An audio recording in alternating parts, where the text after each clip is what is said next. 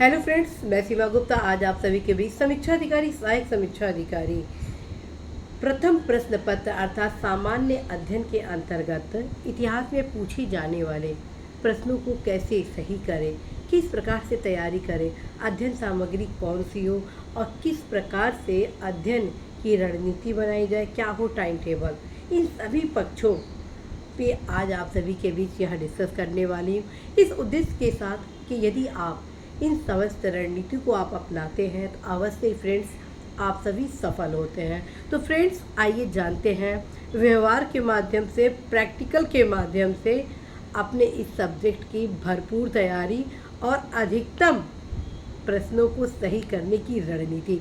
तो सबसे पहले यदि आप इतिहास से संबंधित तैयारी आरंभ कर रहे हैं तो आप अपने सिलेबस का अध्ययन करेंगे। अवश्य ही एक प्लेन पेज को रखेंगे सामने और पेन रखेंगे। आप क्या करेंगे, पहले प्राचीन इतिहास लिखेंगे, मध्यकालीन इतिहास लिखेंगे, फिर आधुनिक भारत का इतिहास लिखेंगे। ये तीनों लिखिए। लिखने से क्या होता है, आपके सबकॉन्शियस माइंड में उस चीज़ को बहुत ही अच्छे तरीके से वो फिट हो जाता है। तत्क्रम में आपको एक राह मिलना शुरू हो जाता है कि कैसे आप तैयारी करेंगे। लिखिए कि इतिहास की यदि आप तैयारी कर रहे हैं तो आपको 3 पार्ट में तैयारी करना है, प्राचीन भारत के इतिहास, मध्यकालीन भारत के इतिहास और आधुनिक भारत का इतिहास। अब हम क्या करेंगे, नेक्स्ट रणनीति क्रम में अब हम उठाएंगे प्रीवियस ईयर के क्वेश्चन पेपर को, लगभग 10 से 15 साल के पेपर को उठाएंगे।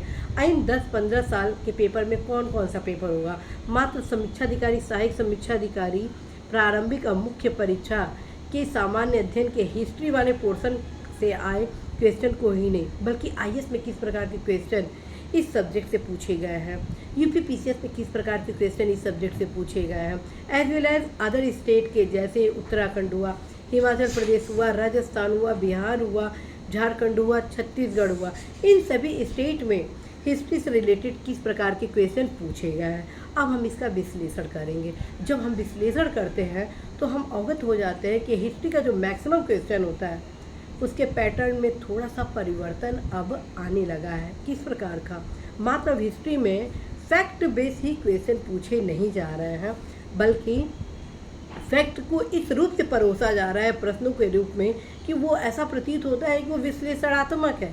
मेरे कहने का तात्पर्य है कि आप जिस भी टॉपिक की तैयारी कर रहे हैं, चाहे वो सिंधु घाटी का हो, वैदिक काल का हो, या मौर्य काल का हो, या गुप्त काल का हो, या आप मध्यकालीन भारत में आ जाते हैं, सल्तनत काल का हो, या मुगल काल का हो, या मराठा काल का हो, या आधुनिक भारत में जो विभिन्न आंदोलन है 1857 आदि क्रांति का, तो पहले क्या होता था कि डायरेक्ट वन लाइनर में फैक्ट पूछ दिया जाता था, आचार आपको ऑप्शन दे दिया जाता था, लेकिन अब ऐसा नहीं हो रहा है।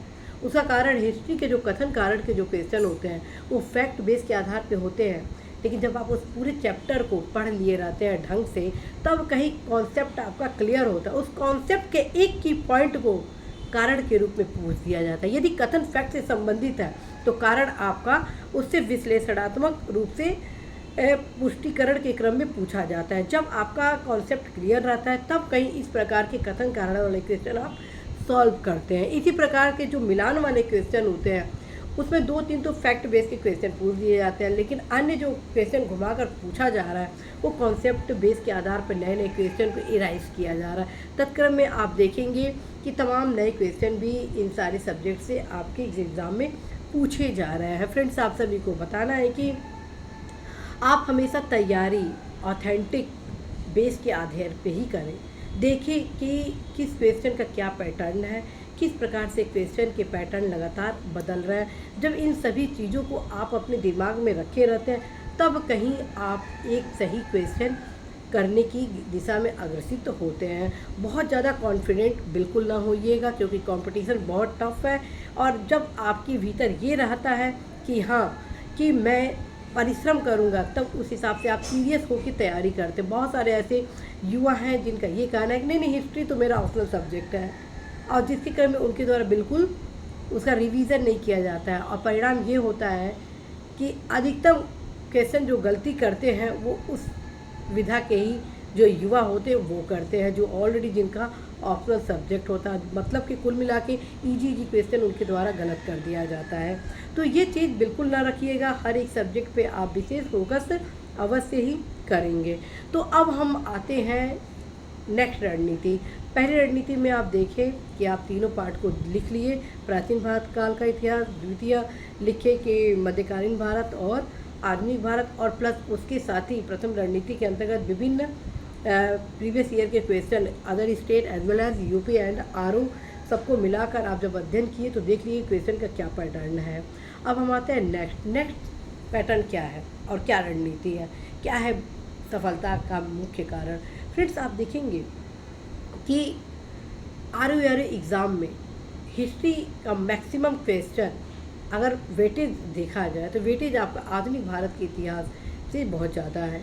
तदक्रम में आपका प्राचीन और मध्यकालीन लगभग अच्छा खासा आता है, अर्थात एक महत्वपूर्ण पार्ट आपका आधुनिक भारत को इसमें तैयार करना होता है। इसमें आपको मध्यकालीन और प्राचीन भारत के अपेक्षा आधुनिक भारत के इतिहास पर ज़्यादा फोकस करना होता है। विशेषकर जो आंदोलन से संबंधित क्वेश्चन है, चाहे वो स्वतंत्रता आंदोलन हो, सामाजिक आंदोलन हो, शैक्षणिक आंदोलन हो, धार्मिक आंदोलन हो, विभिन्न प्रकार के जब स्वतंत्रता आंदोलन चल रहा था तो उस समय तमाम प्रकार के समितियों का गठन हुआ था, कैबिनेट हो गया, क्रिप्स मिशन हो गया, इन सभी में कौन कौन से समझौते हुए, इन सभी को आप अवश्य ही ध्यान में रखेंगे।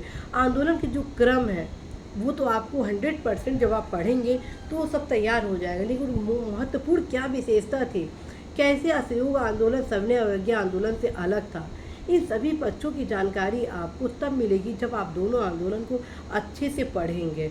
इसी प्रकार से फ्रेंड्स, किस प्रकार से 1857 की क्रांति स्वतंत्रता संग्राम के अन्य आंदोलन से भिन्न थी, इस प्रकार के भी क्वेश्चन अब लगातार आपके क्वेश्चन में विभिन्न रूपों में पूछे जा रहे हैं। इस प्रकार से फ्रेंड्स, आप न सिर्फ फैक्ट बेस को कंप्लीट करेंगे बल्कि विश्लेषणात्मक आयाम पर भी अवश्य ही फोकस करेंगे, और ये तब होगा जब आप ऑथेंटिक पुस्तक को पढ़ेंगे। आधुनिक भारत के लिए आप सभी को मैं अवश्य कहती हूँ कि स्वतंत्रता संग्राम से संबंधित आप बिपिन चंद्रा का जो किताब है उसको एक बार ज़रूर आप पढ़ लीजिए, जिसमें आपका कॉन्सेप्ट टोटली क्लियर हो जाएगा। फिर टाइम तो लगेगा, लेकिन एक सही दिशा में परिश्रम करते हैं तो सफलता भी सुनिश्चित हो जाती है। उसके बाद आप क्या करिए कि जो कुछ फैक्ट से आधारित पुस्तकें हैं, जैसे कि यूनिक का है वो भी अल्टीमेट है, यूथ का भी है, उससे भी आप फैक्ट का अच्छा खासा कलेक्शन कर सकते हैं। और प्रीवियस ईयर का क्वेश्चन तो मैं ऑलरेडी बता ही चुकी हूँ।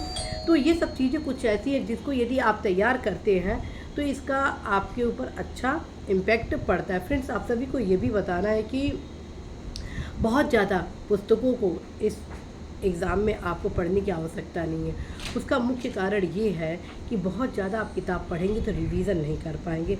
और मैं हमेशा आप सभी को बोल चुकी हूँ कि आप सभी सबसे पहले पुस्तकों का चयन करें। जब आप पुस्तकों का चयन कर लेते हैं किस आधार पर कि क्या ये पुस्तक आपके लिए उपयोगी है कि नहीं है, तत्क्रम में आपका विश्वास बन जाता है और आप पढ़ाई जो करते हैं वो बहुत ही अच्छे तरीके से उस पुस्तक के साथ करते हैं। और हमें हमेशा कहती है पुस्तक आपका मित्र होना चाहिए। मित्र तब होता है जब मित्र पर विश्वास आपका हो, सही रूप से हो।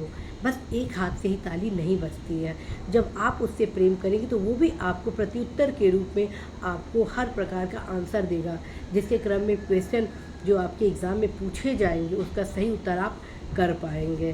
तो फ्रेंड्स, इसके लिए क्या ज़रूरी है मित्रता के लिए, पुस्तकों से मित्रता कैसे करें। पुस्तकों से मित्रता करें उससे बार बार संबंध स्थापित करके। और संबंध कैसे बार बार आप स्थापित करेंगे, रिवीज़न करें फ्रेंड्स।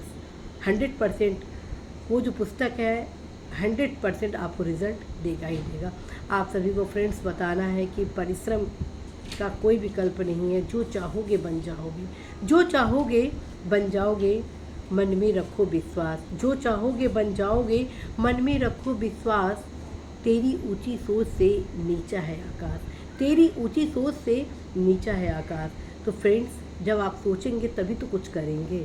और मुझे पूरा आशा है कि आप सभी इतिहास, जो कि बहुत एक लेंदी सब्जेक्ट है, उसको अच्छे खासा आप तैयारी कर लेंगे। अब हम आते हैं विशेष अध्ययन सामग्री।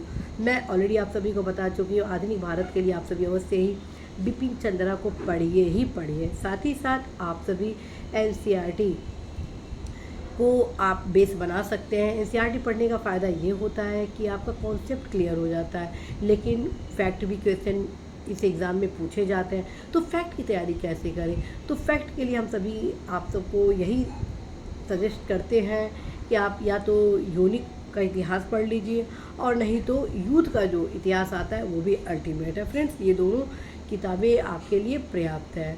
तो फ्रेंड्स, आशा है, विश्वास है कि आप सभी अवश्य ही पढ़ाई पर फोकस करेंगे। और जाते जाते आप सभी को फिर से मैं कहूँगी कि प्रीवियस ईयर के क्वेश्चन को बार बार रिवाइज जरूर कर लीजिएगा, ताकि आप क्वेश्चन के पैटर्न से अवगत हो जाए, किस प्रकार से क्वेश्चन पूछे जा रहे हैं, इस चीज़ से भली भांति आप विज्ञ हो जाए। All the best friend.